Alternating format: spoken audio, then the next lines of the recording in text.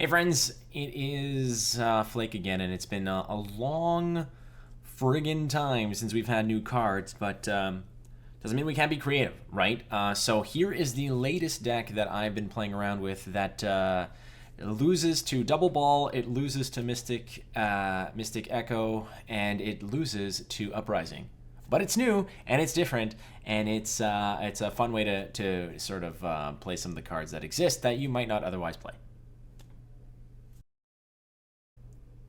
All right, so we're going to do something a little bit different here. Now, obviously, we know what the meta's like. It's been a long friggin' time since we've had a new expansion. New content is kind of, it is in the future sometime. We don't know when, but in the meantime, we're going to try to sort of keep things lively and fun. And as you can see here, here is the iterations of this deck. If you can see them right here. Here's dumb idea number 1. The dumb idea strikes back, and completing the trilogy, dumb idea number 3. Now, if you guys want to see what the first 2 dumb ideas are, maybe I'll do something later. But this is essentially the final version of this deck. Now, it is Imperial Formation, and what is the deck all about? Well, it centers around our lovely friend Vivian and our lovely friend Dandelion, the unlikely duo. But we'll go through the cards themselves, and I will tell you a little about how it works. But it's 2 of the recruits. This is a soldier build, obviously, but 2 recruits. Double Magni division over here. I've got 2 Alba Spearmen. I've got 2 times of the crossbowmen. I have 2 tourney jousts, and we're also going with a single Imperial Diviner. I have the 1 tortoise at 5. We're going to go with 1 single assassination.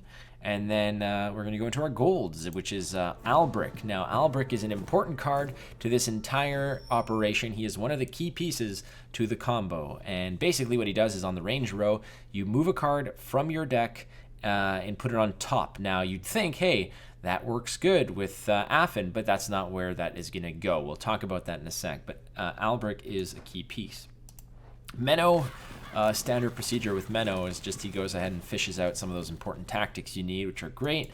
We're going to go with Swears. Swears is lovely. Good tempo play, steal an engine, steal a piece.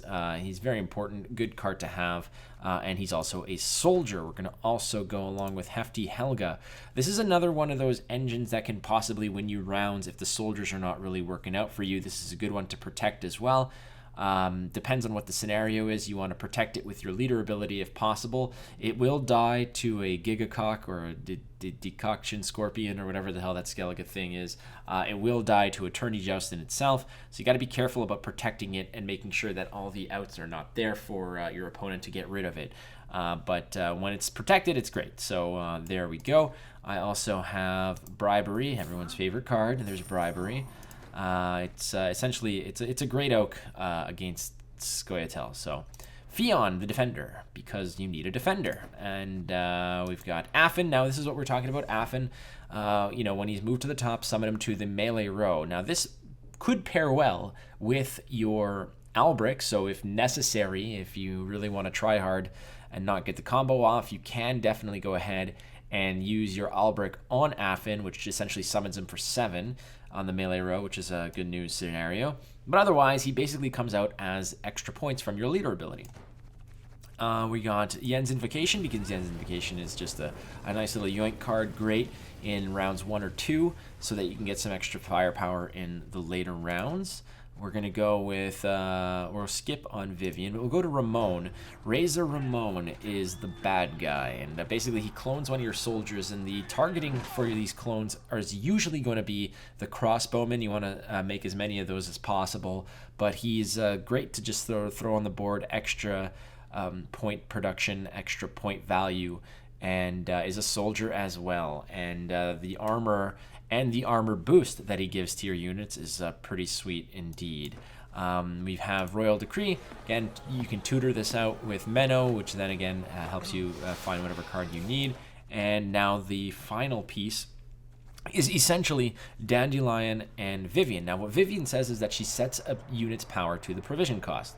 So she's power 3, but she's provision 10 if she were to use her ability on herself, which you can't, but it would basically be setting her power to 10. Now, This whole strategy used to be back in the day. I used to use this on the old school Zoltan card, and that was a Nilfgaard deck that brought me to pro rank, a sort of a homebrew that I really loved that combo. Unfortunately, Zoltan is no longer the Zoltan of old. What the old Zoltan used to be was a 1 point or a 1 strength 15 provision card that had a built-in lacerate or a built-in row buff.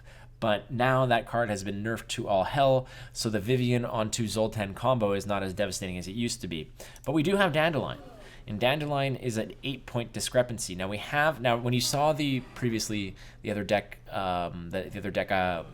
that I was talking about, Dumb Ideas 1 and 2, were essentially Vivian onto Avalok Sage to get a big train of nonsense coming out of the deck.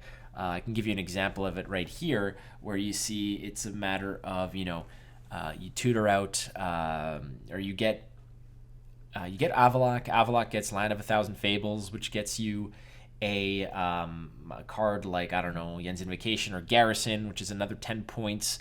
And then you go ahead and with another ability, you pull out the Vivian, which you have put on top of the deck, to go ahead and create a massive 25-point swing in the one card. Now, there's a lot of pieces. It was really clunky. I like this one better because this does not necessarily need to use your leader ability. Your leader ability, which is Imperial Formation, 15 provisions, and Tactical Advantage. I just have Tactical Advantage there. I mean, it could be anything. It could be, Magic Lamp or whatever you want, frankly. I think Tactical Advantage was fine. But frankly, using Imperial Formation here is now you have this ability to really win the rounds and get away with the point provisions that are robbed by something like Dandelion and Vivian, which would otherwise go into more tempo-worthy cards rather than like a finishing combo like this. But the basic premise of this is you use your soldiers or your Hefty Helga, or both, frankly, to really pressure the early rounds. Use your Imperial Formation to protect engine pieces like your crossbowman, because, frankly, a crossbowman coming down like this with 2 armor is susceptible to any 5-point removal. So you want to be able to protect it, boost it up or whatnot, and eventually if you can win the round, then win the round by actually using up all your charges and calling Affin in to finish the job and get things rolling.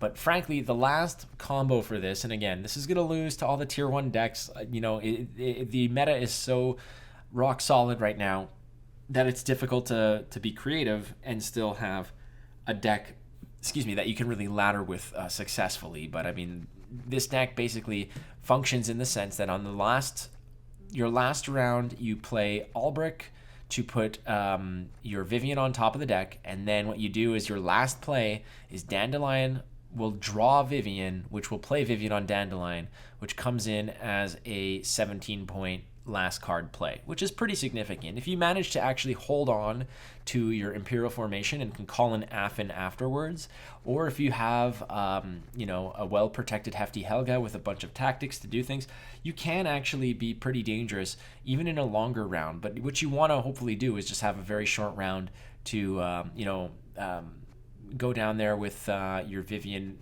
and Dandelion combo and do some damage that way. Again, it's going to lose to a strong Harmony deck. It's going to lose to a really well-piloted Uprising deck, and it's probably going to lose to a double ball deck. But, I mean, we know that already. That sort of tricycle of main decks are going to be beating up on each other, and everyone else is just kind of in the way. But this is something fun and silly that you can play otherwise. Nonetheless, friends, thank you so much for tuning in. Catch me on Twitch, twitch.tv/WatchFlake, or on Twitter @WatchFlake. Be kind to one another. Love you all. Yes, you, even you. I love you too. Have a good one.